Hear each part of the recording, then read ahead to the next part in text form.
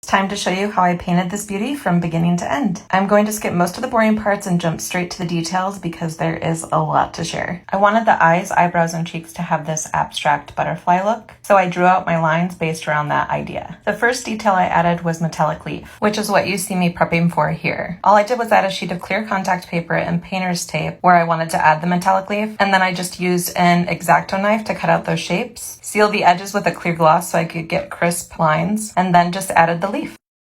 After peeling the tape, the next thing I wanted to prepare for was adding faux leather and flash tattoos. The yellow line you see me drawing is not going to stay this way. It's actually going to become faux leather to create a nice texture to further enhance the idea of the cheeks, eyes, and eyebrows being a butterfly. Here are some of the flash tattoos that I decided to add. And then I just went a little crazy on adding lines to create many different designs in this one piece of art. Here you see me adding those lines with acrylic paint markers, but I also added one set of those lines in a green metallic leaf. And you can see me cleaning up those green edges with paint markers here. If you watched the previous progress on this painting, you'll remember that the background went through many different changes. My original plan had these teardrop designs in the background that I was going to add faux leather, but once I got a little further into the painting, I decided on this really pretty periwinkle color. Then it was time to add the first textured element to this painting, which was a flower that I cut into two pieces that was made out of faux leather, a thin iridescent plexiglass filled with resin, and partially sprinkled with diamond dust glitter. I also cut out these iridescent faux leather triangle pieces that I added to part of the forehead. Once the resin cured on the flowers, I was able to attach it to the painting, and then I decided to add all of these dots